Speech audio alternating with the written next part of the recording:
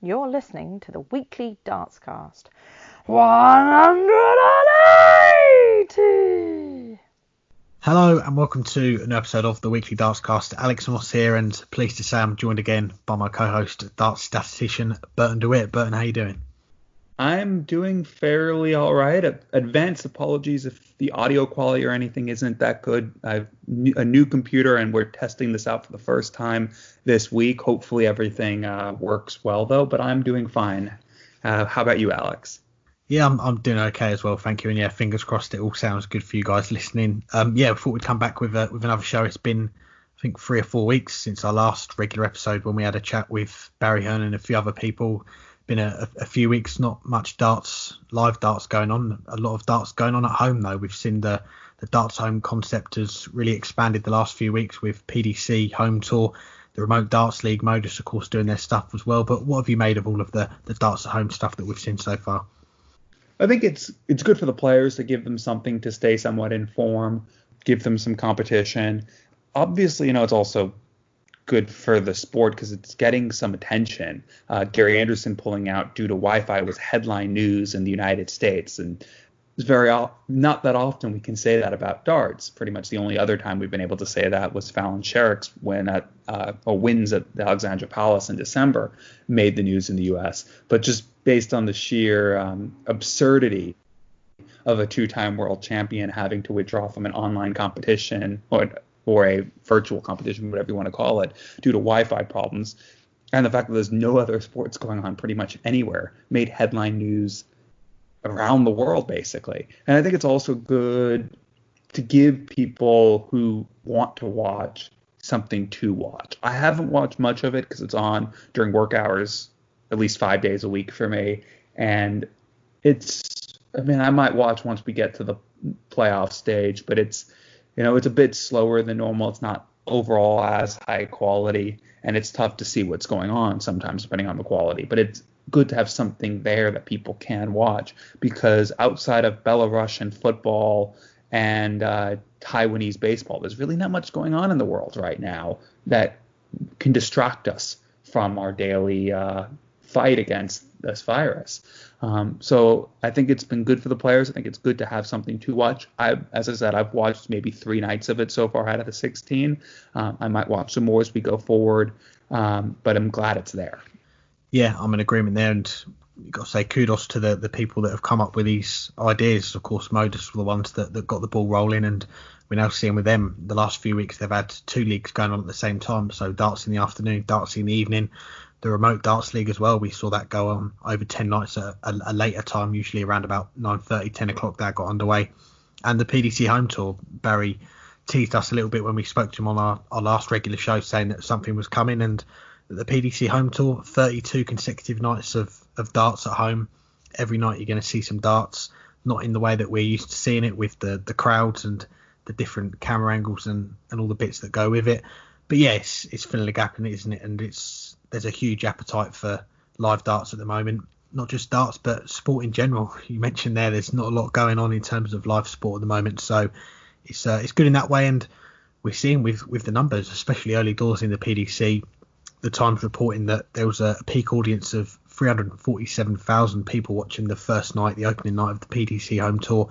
And that was just on the PDC's website. That's not including the bookmakers and any other countries that were showing it on TV channels or anything like that. So there's a big appetite for live sport. Okay, yes, it's not the same as what we're used to, and for me that's why I've not watched it every single night. I've probably only watched it a few nights like yourself, and it's been all right so far. I know they've had a few problems. Keegan Brown was a player that had to pull out one of the nights because his internet connection couldn't work, and there's been a few other teething problems as well. But as we're going on, I think we're seeing the problems less and less across the board, and it's good for darts fans because it keeps everyone watching the game, and for the players as well, it's good for them to get that match practice. And for a lot of the lower ranked players that are getting to play in this PDC Home Tour, they're getting the opportunity to show themselves to a bigger audience, and when they have a little chat before the games as well, maybe give off a little bit of their personality as well. So yeah, so far I think it's been a good idea.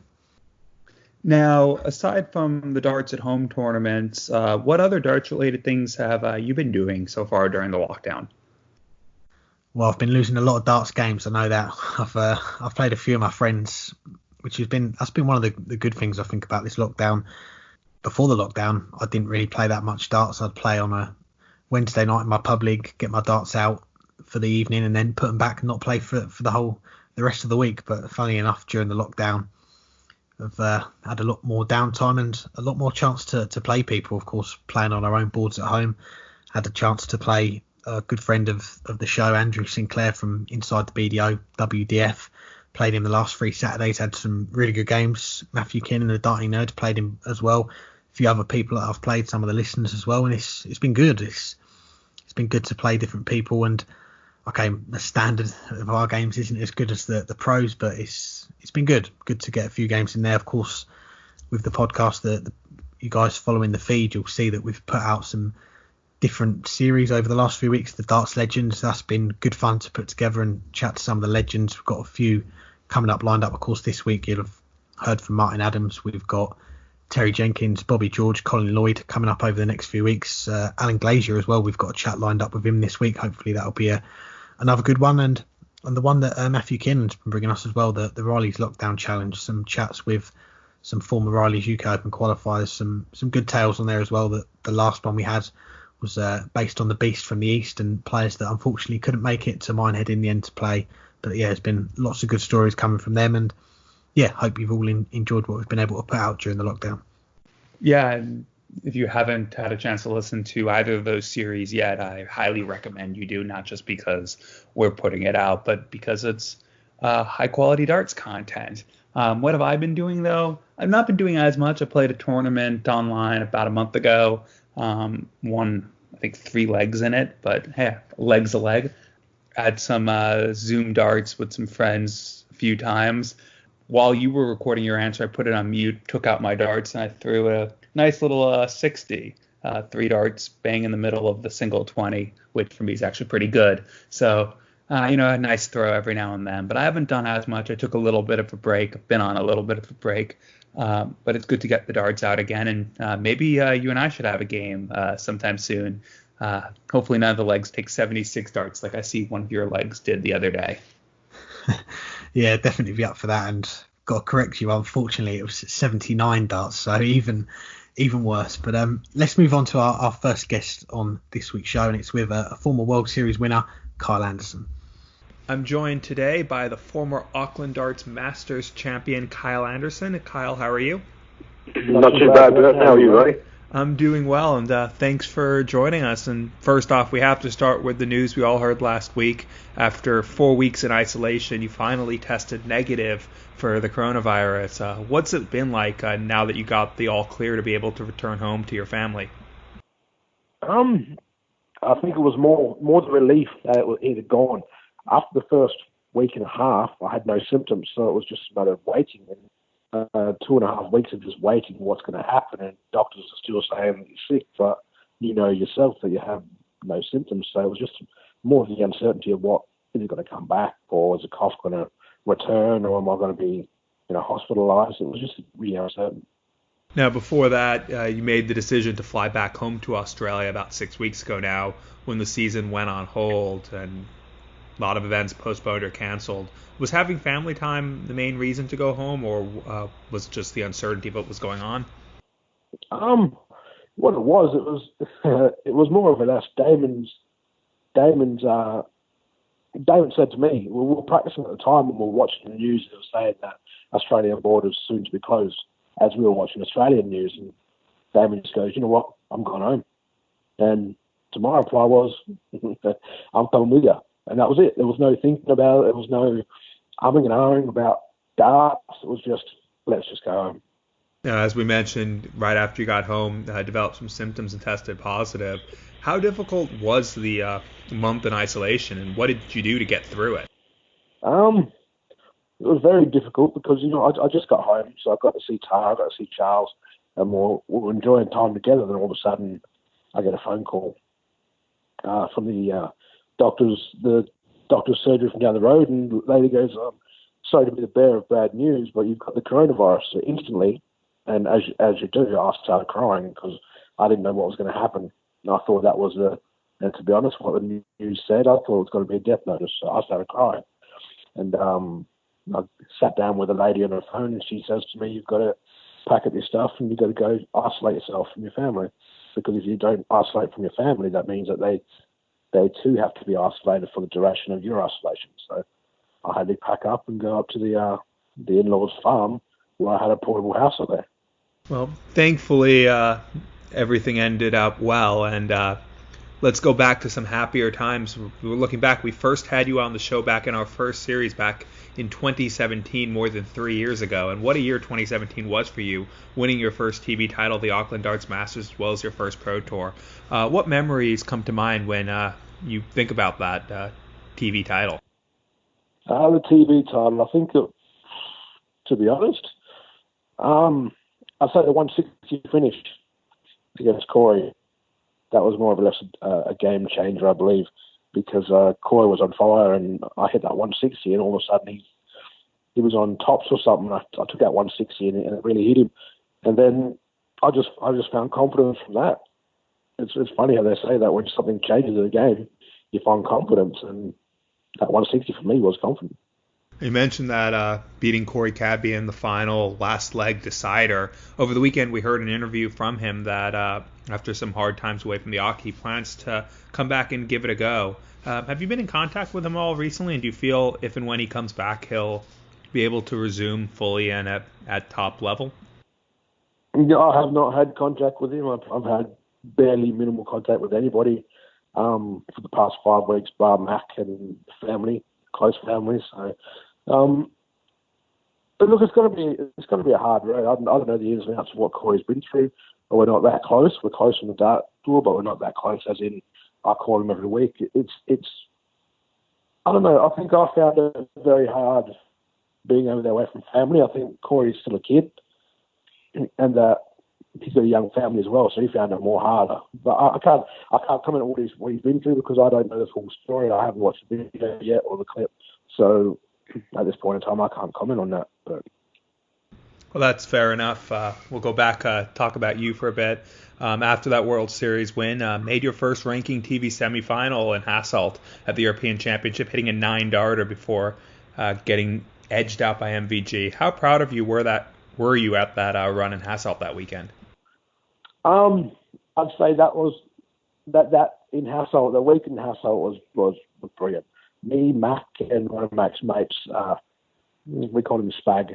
We drove across from England, went across, and it was just a chilled drive the whole way. I've never been on the Euro Channel, and I went on that, so that was brilliant. Then we got there, and it wasn't more of a tournament feel. I just felt at ease through the whole week. And to the game against Michael, it was a width of 5-5 that could have made me, I don't know, rich, or it could have made me the Premier League. It was a total, let's say, a centimetre could have changed my life. Well, look ahead then. 2018 made another deep run on TV, another semifinal representing your country, Australia. First, we might have even asked you this when we first had you on, but how special is it to represent your country, and how special was it, especially that time, to make it all the way to the semifinal? It's certainly something different. There's more pressure on you to play for your country than it is for when you're playing by yourself. Because you know for a fact that you've got everyone from your country watching you, and you've got a certain amount of people that are back home saying they're wanting you to fail so someone else can come in. Doesn't matter who you are, how good you are, or how much mates you have. There's always a couple of people that actually have that sort of mentality. Playing with Simon, us playing together and gelling as a team is brilliant. I mean, as it's been noted before, that me and Simon haven't been the best of mates, but when it comes to putting that shirt on and playing for your country, I consider Simon the best mate. You mentioned that you had some run-ins with him, but I think ahead of that, you settled the score with him, and you guys seem to get along good. He's represented Australia, of course, every time you've represented him the last few years. Has he given you any advice for the pairs tournament? I'm not really giving any advice. We just sit back and chat and have our family life back home, because we're raised on to play pairs over here. When you're a kid, you play doubles, you play pairs tournaments. The old we used to play Australian darts, the Sunday was a singles event, the Saturday was a pairs event. So everywhere you travelled, you had a pairs partner. So you had to learn to play if you wanted to make money. You had to play well in the pairs plus the singles. So that's pretty much a given for us too. But it's just the added extra of being on TV and just representing your country. If you fail, then we all fail. And you shouldn't think like that, but it's always a thought in your head that goes by. So we'll also talk about 2019. You mentioned at the Alexandra Palace after one of your matches about the demons and the game caught up with you being away from home. How hard was it last year in particular, and what was it that kept you from packing up and moving back home permanently? To be honest, I'd been away for 6 years and living with my mate in England. I enjoyed living with him. I loved everything about it, but it was just I missed that sort of taking my son to school, because every time I come back in January for 3-4 weeks, school was out, so I couldn't take him to school.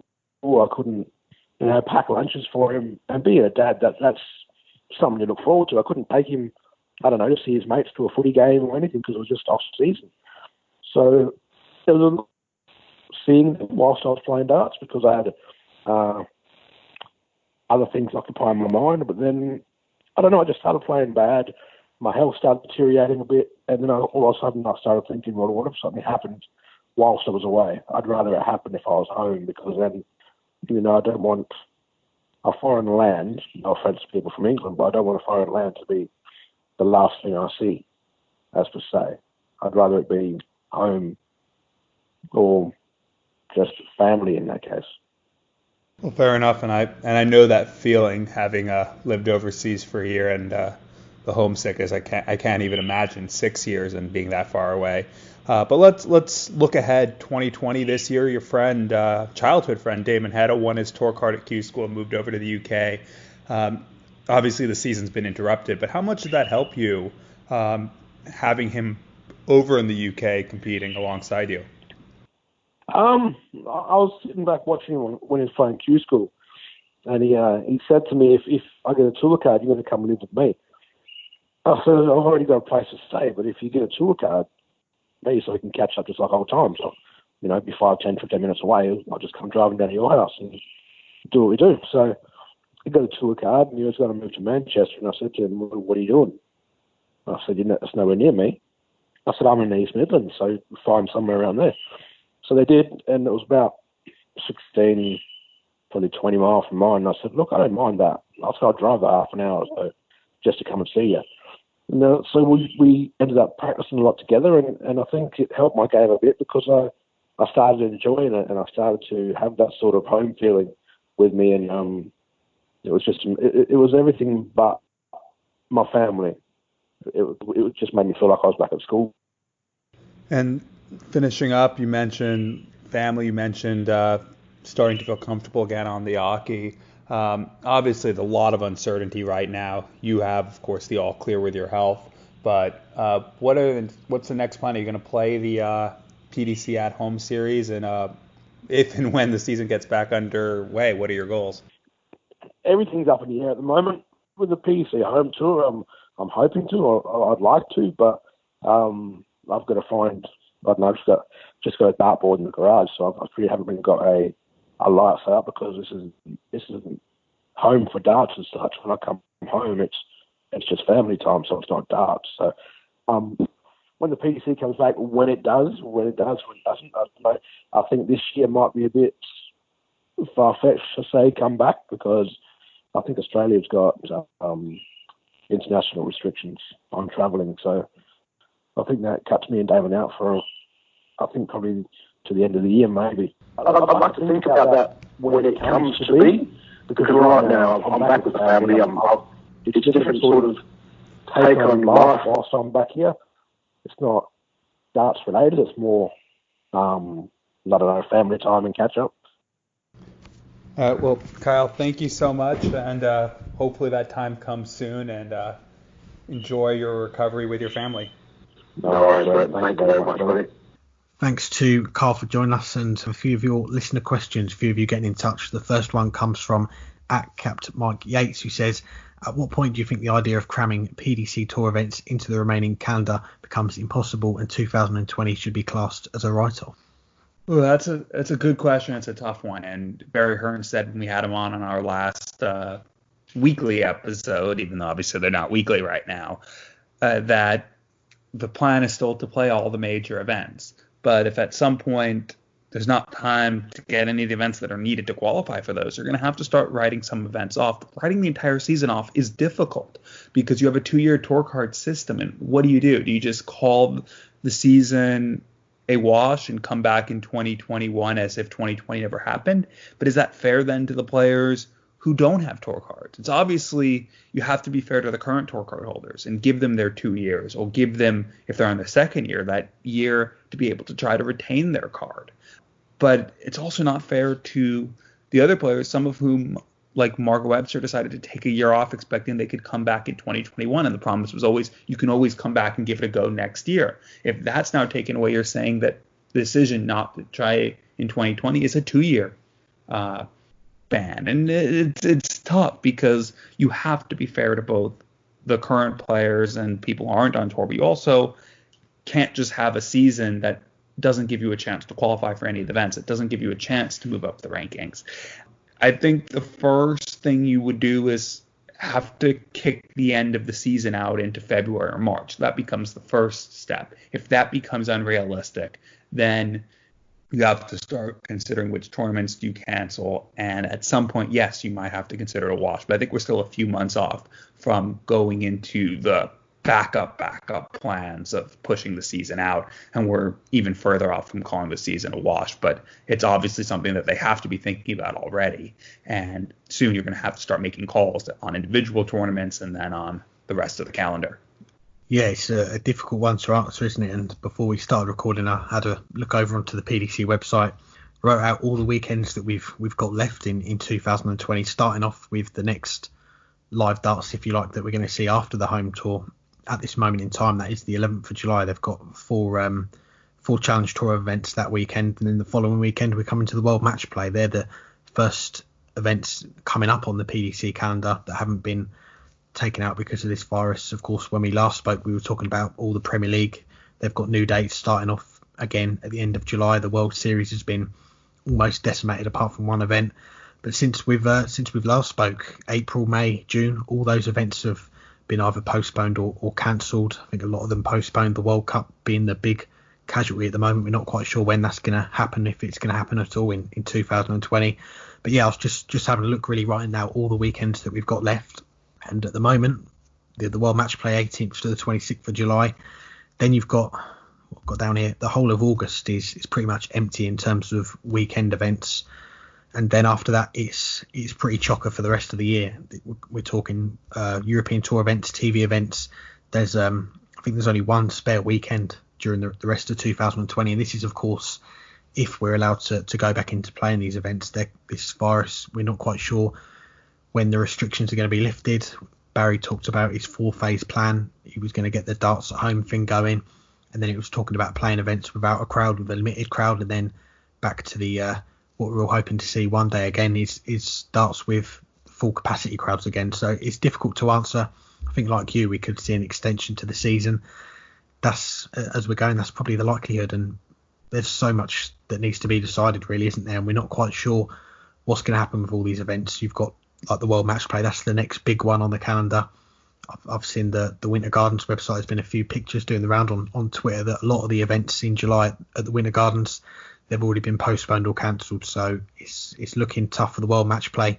They've got that 4 or 5 week window in August where you could push it a little bit further back, but we're just not quite sure. And in terms of the qualifying criteria as well, a lot of the events that have been cancelled the last few months would have gone towards qualifying for Blackpool. So it's a very difficult one. But I think if we get to the end of August and you've still got a lot of these events to fit in, it's going to be a tough one. But yeah, like you, I think we could see the season may be extended before we talk about it being cancelled and classed as a write-off completely. Now we move on to our next guest, and it is with the former World Championship semi-finalist, Jamie Lewis. I'm pleased to say I'm joined by the former World Championship semi-finalist, Jamie Lewis. Jamie, thank you very much for the time. How are you doing? Good, thank you, mate. And how are yourself?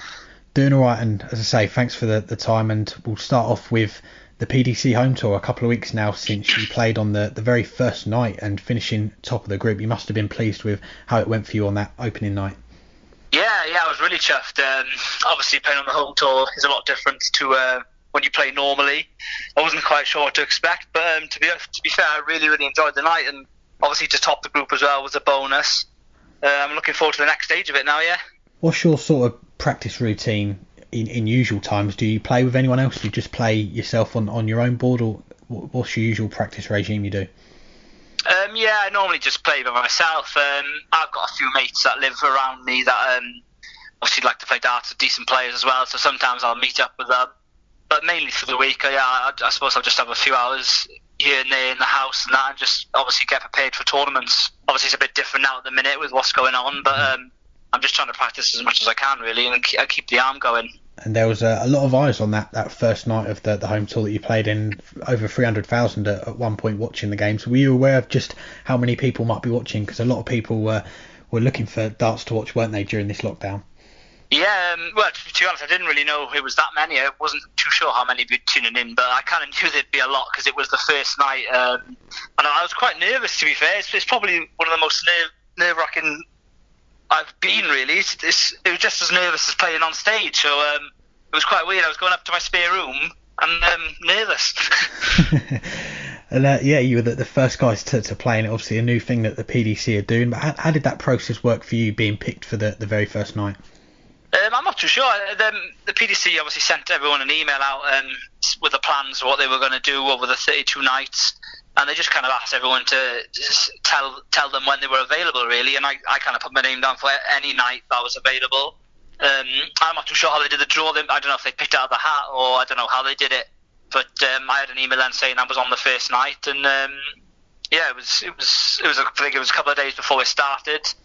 But yeah, I really enjoyed the night. It was good fun. It was nice to, even though you're not playing someone in person, it was still nice to play against someone, somehow. Although it was over kind of the phone, it was still good. Definitely, and still only 28, but you've been around a little while now. You got your tour card in the PDC back in 2012, but just going back to the start for you in darts, how did it all begin? Yeah, I mean, I've been playing since I can remember. Really. My parents had a pub, so I think I was always going to end up in darts or pool or something like that, because I'd come home from school and that's all I'd do is play darts and pool. So, but I was kind of a bit better at darts, and my dad was a decent player as well. He played for Wales himself in the BDO system and stuff. So I kind of just used to start following him around and go into tournaments with him, and kind of gradually got better, really, and that's kind of how it all started. And as a teenager, you start to play BDO events, you're making some decent runs, and in terms of the youth events as well, getting to big finals, and 2009 winning the World Masters Youth, winning the World Youth Cup as well. What are your memories of that time, picking up some big youth titles? Yeah, that 2009 I remember a lot, because it was obviously a brilliant year. I won the World Cup Youth and the World Masters, and I also lost in the final of the European Cup Youth as well. So I could have potentially won all three, but that was kind of the peak of my youth career that year. That's when I really started to play well, and that's kind of when that's the kind of point where I thought that I could kind of take darts a bit more seriously. And from then on, I kind of put more effort into it, and obviously I did a couple of years on the BDO circuit going round the tournaments, and then decided to give the PDC a go. Then went to Q school. Luckily, got my card the fourth day, but it was my first attempt at Q school. And yeah, I haven't looked back since. I'm hoping I never have to go back to Q school, but I'm kind of down there a bit in the rankings now, so I need to start doing a bit better when things go back to normal. Come on to the Q school in a moment. Just want to touch on really what turned out to be the final days for you in the BDO. You played the World Masters, had a good run there, and you mentioned your dad there playing for Wales. You had a great run for Wales, the World Cup singles, getting to the semi-finals. How special a moment was that for you to represent Wales and have such a good run as well? Yeah, that was another great moment for me getting to the semis. I think I lost. I can't remember if I lost. I think I lost to Martin Adams in the semis. It was either Martin Adams or Scott Waite. I can't remember which one now, but I remember playing it because it was me on one side and Wayne Warren was in the semis of the other.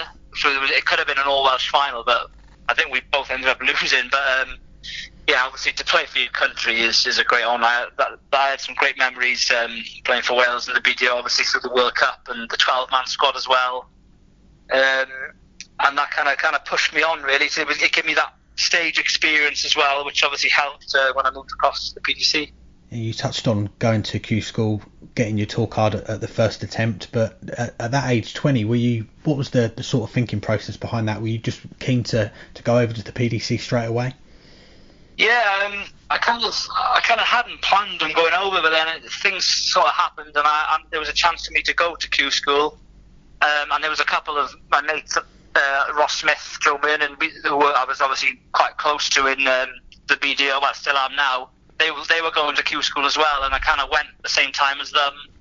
I wasn't really expecting much, to be honest. I kind of went there mainly for experience, and I did well the first couple of days, I think that then I had one bad day the third day, and then on the fourth day I got through automatically, and I was obviously over the moon at the time, and it was good because Ross and Joe both got through as well, so I think all three of us had a good weekend that weekend. Yeah, definitely did, and you were on the tour then as a 20-year-old playing on the PDC Pro Tour, obviously at that age as well, still playing the youth events as well on the PDC circuit. But what was it like your early times really playing on the PDC Pro Tour? Yeah, I mean, it was quite surreal. I remember the first tournament I played, it was actually in Benidorm, the first PDC tournament I played, and there was a Pro Tour there. And obviously when you walk in and you're seeing players that you normally see on the TV playing on boards next to you, it was kind of a bit odd. It kind of took me a little while to adjust. To be honest, I was a bit starstruck when I first started.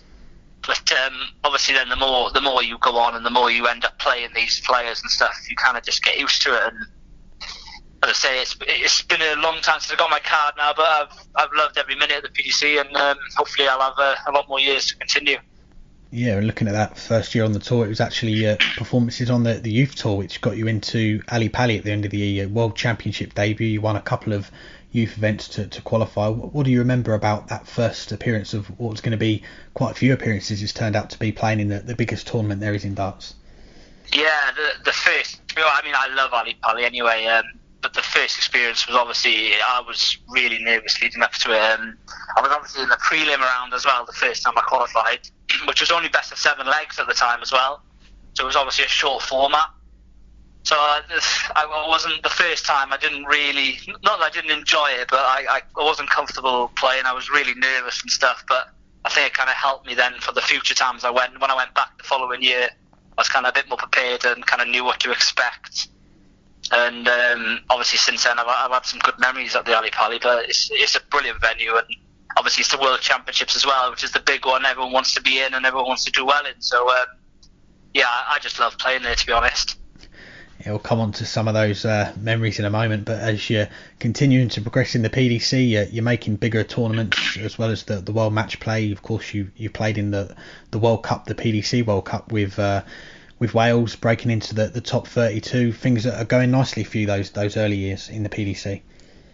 Yeah, they were. Yeah, I had a few good. I think I had a couple of good years, and then I think I had a bad year after that, and then I kind of picked up again. It's kind of been up and down really, but I mean, as I said, I've done okay so far. I've qualified for a few TV tournaments over the years and got into most things, but I still think I haven't quite done as well as maybe I should have. But hopefully I can kind of continue to do better. Really, the more I get on. I want to come on to that great World Championship run that you had, the 2018 World Championship a couple of years ago now. But in the build up to that tournament, you hadn't qualified. You had to go through the PDPA qualifier, the last chance to get into the tournament. How were you feeling going into that qualifier, knowing that if you wanted to carry on that run of being at Ali Pali every year that you'd been going on, you'd have to do well in the qualifier? Yeah, that was another mad time really as well. I obviously failed to qualify through the rankings, and I was absolutely gutted. It took me a while to get over that, to be honest. And then I knew I obviously had the qualifiers coming up, but I wasn't really, to be honest, I wasn't expecting to get through because it's such a lottery that day. I mean, everyone's going there to get through those spots, and you just never know what's going to happen on the day. I was just kind of praying things would kind of go well for me, and thankfully they did. I mean, it was in Milton Keynes, a qualifier, And I mean, I felt good from the moment I woke up in the morning. I really, from that moment on, I kind of thought, well, you never know, I might have a chance today. And I played brilliant darts all day. Obviously got through it well. I nearly didn't get through because I lost to Brendan Dolan in the actual last game to get through. But luckily there was a kind of a third place playoff, as it was 3 spots that year. Won that, and then obviously I went on to have a fantastic World Championship then, which is something I'll never forget. Yeah, what a run it was, going all the way to the semi-finals. Some big performances that year as well. The one that obviously jumps off the page, it's got to be that one against Peter Wright, the second seed at the time, 107 average, 4-1 win against him. Is that the best you think you've played on stage? It's not the best. I've actually had a better average in the World Series against Dimitri van der Berg. I think I had 109 when I beat him. But as in the best, as in feeling-wise, 100%, because obviously I was going into that game as a massive underdog. I don't think really anyone expected me to win. I think Peter was number 2 at the time. And yeah, I don't think anyone gave me any chance of winning, really. And everything just happened for me that night. Everything I was aiming for was going in, and I felt great. And that was definitely a night to remember. And you look at that quarter of the draw, a lot of the big names were falling. Of course, you were the one that put out the biggest name in that quarter, Peter Wright, and make it all the way to the semi-finals, going up against Phil Taylor in what was his last tournament, last World Championship. What do you remember about the build-up to playing against Phil Taylor in the biggest game of your career? Yeah, it was massive. I think it was a bit one step too far for me playing Phil in his last World Championships. I think it was. I obviously wanted to beat him, and I think I tried way too hard. I think all day I was thinking that I could be the last person to beat him in the World Championships, and I kind of ended up putting myself off a little bit going into it. And I still played really well against him, but the doubles let me down big time. Every time I was on a double, I'd start thinking a bit too much and went a bit edgy and stuff. But it's an experience that I'll remember forever. I mean, even Phil giving me the board after the game is something I'll treasure as well. So it was a massive experience for me. 2018, a few more milestones that you tick off along the way, playing in the World Series, the World Championship. The next one, you had another decent run. You put out Daryl Gurney, so picking up another scout. But coming into 2019, could you expect that maybe your form was going to drop like it maybe has done over the last 12-18 months? No, I didn't. I mean, I kind of thought after that, obviously the semi-final run, I kind of thought I was going to kick on from there. And obviously, as you say, I did well again in the World Championship after it. But I've just seemed to struggle on the floor. I think when I've qualified for TV tournaments, I've done well, but it's that floor form that's really let me down. And obviously, if you're struggling on the floor, then you're not going to qualify for these TV tournaments. And that's something I really need to put right. I need to start performing better on these floor tournaments to get in these major ones. Because when I do qualify for these major ones, I seem to do okay. But obviously, the main bit starts on the floor. That's where you have to start playing well. Otherwise, you're not going to stay up there in the rankings, really.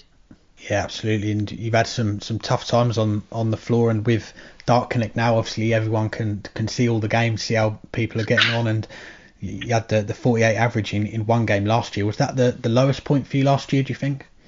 Yeah, well, I mean, it wasn't. That was a bad. I really should have entered that day. I wasn't feeling right at all. I was having dizzy spells, and also I should have really pulled out. I don't know what I really was expecting to play like, because I felt terrible, but I just thought I can't pull out because my name's in the hat and stuff. So, I mean, obviously it's a bit embarrassing having such a low average, but it wasn't really something I was that fussed about afterwards, because I just couldn't play darts that day. There was no point me even turning up. But that kind of knocked me a little bit, because obviously, as you say, with Darts Connect, people will start reading into that and saying that, how bad you're playing or whatever. But that kind of knocked me a bit, and it kind of, for the tournaments after that, I kind of struggled for a bit and stuff. And then that's when I started kind of not enjoying it so much, and then I didn't really want to go to tournaments. But I'm in a lot better place now. I'm really enjoying darts again and stuff, and it's something I got to put right now. I need to try and climb back up these rankings. Obviously, I'm in danger of losing my tour card, which is something I definitely don't want to do.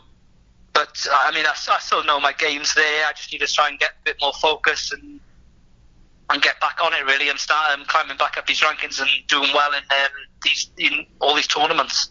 Yeah, and it's good to hear that you're feeling better about your game now. And this year, especially, you've started to pick up some decent results. You've had a last 16 on the floor, qualified for a European Tour event these early few months that we've seen. But obviously, with the lockdown now, we're not quite sure when we're going to see proper darts, ranking darts come back. So for you, particularly 60th in the order of merit at the moment, that must be a little bit worrying for you on a personal level. What's going to happen really with the rest of the year? Yeah, it is a bit of a worry. I mean, it's sort of the uncertainty about it. Obviously, nobody knows when we're going to be back playing. Obviously, the PDC have got a massive headache in deciding how they're going to work out the rankings and stuff like that, because, you know, obviously, like you say, people in my situation who I kind of need to play these events to kind of keep my tour card. But obviously, we can't play nothing at the minute. But I've just got to keep practicing, and that's what I'm doing really at home now. I'm putting the hours in, not really knowing when we're going to be back, but for when we do come back, hopefully I'll be ready. We'll see what happens with. I honestly don't know how they're going to work it all out, but I'm just going to have to do the best I can when we do get back playing. Definitely. And lastly, away from the darts, we know you're a big Liverpool fan. So you must be a little bit disappointed about that as well, because it looked like Liverpool were on course for a first league title in a long time. Yeah, that's a bit of a disaster as well. I think all my mates are winding me up over that, which isn't helping either. But yeah, well, that's another. I don't know what's going to happen there. I mean, I even think now they're on about if it does end up getting played and stuff behind closed doors. I kind of feel the moment's gone a little bit, because you're building up to it, and we were so close to winning the league, and now there's this massive gap in between. But I don't know what's going to happen. We'll just have to see. But all my mates have let me know about it anyway, so I'll put it that way. Yeah, I can imagine. Well, Jamie, it's a pleasure to chat to you. Thank you very much for taking the time to have a chat with us, and we wish you all the best for the rest of the year and when things get going again. Yeah, no problem at all, buddy. Thank you. Thanks to Jamie for joining us this week. Now we're going to continue on with more of your questions. This one comes from @FDI_index. Of course, he calculates the FDI rankings for darts, and he asks, will the lack of number of events change certain qualifying criteria, and will the tour card of the class of 2020 be automatically renewed? It's an interesting one, and I think we spoke, must have been a few months ago really, before this all came about, the virus, but we were talking about tour card holders and whether the tour should be extended, the amount of tour card holders. I know you were talking about maybe pushing it up to something like 144, 160. That wouldn't increase the amount of games that we'd see in a Players' Championship by that much, maybe starting a little bit earlier, or the final taking place a little bit later on. But perhaps that could be something that we see next year, because there's going to be a lot of tour card holders out there right now that are in a precarious position in the rankings, thinking, when am I going to get a chance to play for prize money, play for tournaments, and push myself up the rankings and get in that top 64 before the end of the year. As the weeks go on, there's more events that have been cancelled that were scheduled to take place, and I think they are going to be a little bit worried, because if we get to the end of the year and there's going to be a lot of tournaments that perhaps they might not have been able to play in, then I think they're going to be feeling a little bit hard done by, really, that they should have had a chance. It's a difficult one to answer, but you've got to think that if we go to the end of the year and there's not been a lot of darts played during the second half of the year, perhaps we could see the PDC come out and say, right, it's been a year which no one would have expected, and we've never had something like this happen before. But maybe we'll say, okay, we're going to give everyone another year on their tour card. We're not going to say to any of the tour card holders outside the top 64 that haven't got another year already, we're going to give you another year, just to say everyone's on the same playing field. We're going to give you that opportunity to win that prize money in 2021. But then what does that do with Q School? You're going to see more people going to Q School trying to get that tour card. So it's a difficult one. In terms of the qualifying, again, it's another tough one to answer, isn't it? Because we're not seeing any events being played. It is such a tough one to answer, but maybe it could be non-ranked, these TV events.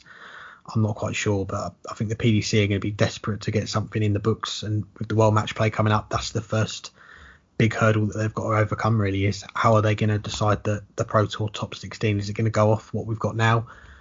And all those players that were in the running, possibly just outside those spots, not going to get the chance. It's such a hard one to answer. Yeah, I agree. And I'll start with that question about qualifying criteria and then go to the tour card part. Since I already did talk about the tour card part a little bit earlier, let's assume for this that the World Match Play does go ahead and that's the first ranking event back. I don't think you can just go based on how it currently is. I think maybe you say the top 8 or I think the top 16 in the overall order of merit should go. But of the Pro Tour, maybe you only say the top 8 or the top 12 and then do a qualifying tournament for the rest. Or you expand the field out, which could be a good idea because people will not necessarily be opposed to an extra couple days added onto that event, a couple extra days they can watch darts and make it the top 24 from the Pro Tour. But I think you have to do something. I don't think it's fair to some of those players who were just getting in form or were only a couple months into their first season on tour to take away that opportunity to qualify for the second most prestigious event because the majority of the season leading up to it got wiped out. So you have to do something, and I think keeping the same qualifying criteria for that event isn't the right move. And I think qualifying tournament for some of those spots might be it. You don't necessarily have to open that to everyone. You can open, let's say it's the final 4 spots, you can open a qualifying tournament for the 16 or 32 players who are next in line to qualify, but also give you something to watch and something that they could televise. So it's a way to also make back some of that money that they've lost from not having these events. But I think something would have to change. As far as tour cards go, I basically answered this earlier. I think something's going to have to be done, but it's way too early to answer this question. I said, and you alluded to it as well, the idea of maybe having 144 or 160 tour card holders. And that might be what has to happen next year. And it really doesn't add that much time. If you go to 144, that's only one extra game per board. That really just adds 30 minutes to the tournament. If you go to 160, it adds an hour. That's really not that much for each of the Pro Tour events. And it'll be similar for the European Tour qualifiers. So it doesn't add that much to do that for a year or 2 years while everything gets back to normal. But I think it's still too early to say that because it goes back to the question we had a couple questions ago. When does the season become a wash? That has to be answered first before we decide what happens to the tour card class of 2020. Carl Stefaroki says, brilliant podcast. Question, what would you class as a major tournament? It's something that has never been officially confirmed, I think. I feel like we have talked about this once or twice before, but it's been a while since we have. I, of course, classify nothing as a major. I go with the official designation, which is a premier tournament, which the PDC has been using since about the year 2000. But it's a bit more inclusive. All the TV events, except for the World Series events, are premier. The World Series final, though, of course, is a premier event. If I were to pick what would be the majors, though, the really prestigious events, I think you have to go for the ones that are at least a week long. So obviously the World Championships, the World Match Play, the World Grand Prix, and the Grand Slam. And I would throw the UK Open in there as well. I think anything more than that devalues the term. Most sports have only a handful of majors. Road cycling has the 3 big 3-week-long tours in Italy, Spain, and of course the Tour de France. Tennis has 4. Men's golf has 4. Women's golf has 5. And that's the norm. I don't think Formula One has really indicated what their majors are, but I think you could probably say Monaco, the British Grand Prix, the Italian Grand Prix historically, and maybe you can throw out one more. But there's only a few that would really be extra prestigious and can go to that major level. If you get anything more than 5, it starts to devalue the term. So I would stick to those 4-week-long or longer events, plus the UK Open as my 5, at least on the PDC side. Yeah, I don't think mine are too dissimilar to yours, really. It's something that the PDC, they're not keen to class some tournaments as majors, some as not majors. And I think we've spoken to Matt Porter before or someone else, and they've said about not really wanting to devalue other tournaments. They want them all to be held in high regard, and that's fair enough. They've got so many TV tournaments nowadays. You're looking at including all the different World Series events, you're talking around about 17, 18 TV tournaments a year from the PDC side of things. So it's they've got a lot of darts going on, and fair play. They don't want to say, oh yeah, these are the big ones, these ones, they don't really mean that much. But for darts fans, there is this long debate going on about what is a major. I'm pretty similar to you. I've got the World Championship in there, of course, the World Match Play, the World Grand Prix in there as well, UK Open. And I'd probably say the fifth, maybe unofficial one, just because it's unranked. I'd go for the Premier League. But the way I'm basing these on is a few different criteria, really. The longevity of them, the World Championship, World Match Play, World Grand Prix are the three longest ones. Then you've got the UK Open, which is the next one that's been going the longest. The prize money, that factors into the World Championship, Premier League Match Play. And the prestige as well. You talk to the players, aside from the World Championship, what are the ones that they want to win the most? And more often than not, Premier League, World Match Play, they're the ones that come up every so often. So for me, I'll go with World Championship, Match Play, UK Open, Grand Prix, and then for a fifth unofficial one, if you like, I'm going for the Premier League. And I'll add in just a couple more. There were 3 Players Championship events in 2009, one in 2010, a pair of UK Open qualifiers in 2010, and one each in 2005 and 2009 that I would also throw in as majors. Coincidentally, Mark Walsh won all 8 of those. But we'll do one more question before we sign off, and this one comes from at AM Sinclair 97, who hosts Inside I think it's called Inside the WDF now. Used to be Inside the BDO, and he asks, why is hitting double one so challenging? Very good question. Yeah, it was. We're recording this on a Sunday. We usually have our game on a Saturday afternoon, and for one reason or another, we ended up in possibly one of the longest legs of darts that's ever been recorded online. 79 darts it took me to finally hit double one. We were going for that double for quite a long time. It was hard work, but yeah, me and Andrew, we always have some good games, as I touched on earlier. They usually follow the same narrative. He'll go 4-2 up, I'll bring it back to 4-all, and then we'll play the decider. And that's how it happened on this Saturday just gone as well. He went 4-2 up, and then it was the 7th leg. It ended up in an absolute farce. I was very close to saying, should we just throw for the ball, and whoever's closest gets the leg. But no, he managed to hit it, and it is a hard double to hit. But when you get it and you win the leg, that's all that matters. Well, you're not going to believe this, but while you were answering the question, I decided to have a throw at double one. The first dart was about 1.5 inches above double one. I think you'll believe that part. The second dart bust and hit a single 20. I think you'll believe that part.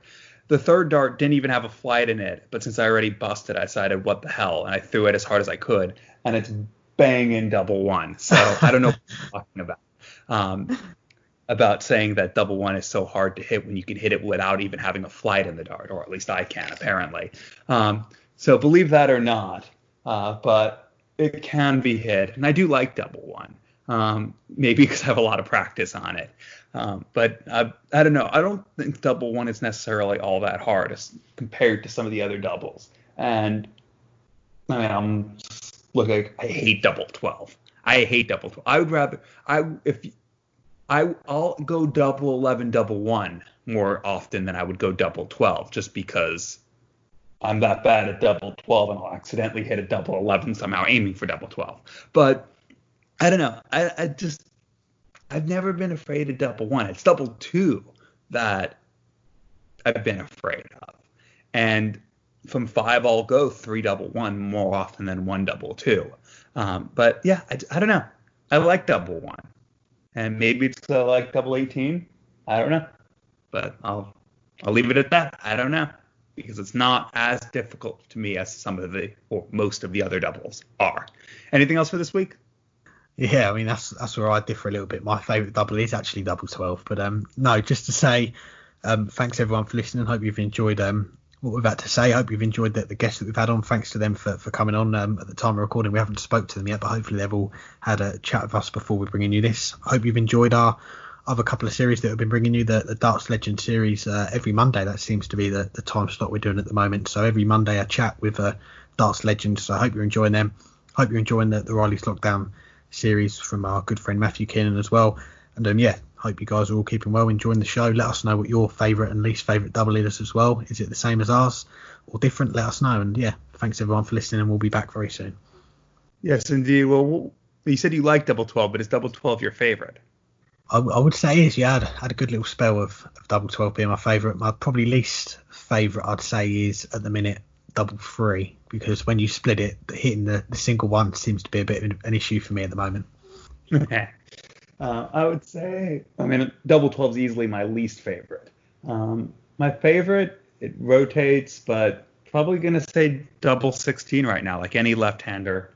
I love double 16, but a few others I like as well. But yeah, keep letting us know what you think of the Legends series and the Riley's Qualifier Lockdown series. We'll try to bring you at least every few weeks during the lockdown a weekly episode.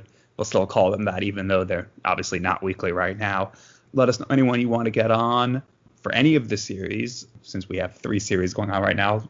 And yeah, stay safe, stay healthy, stay hanging tight. Letting loose is hopefully just around the corner, but you still have to hang tight until then.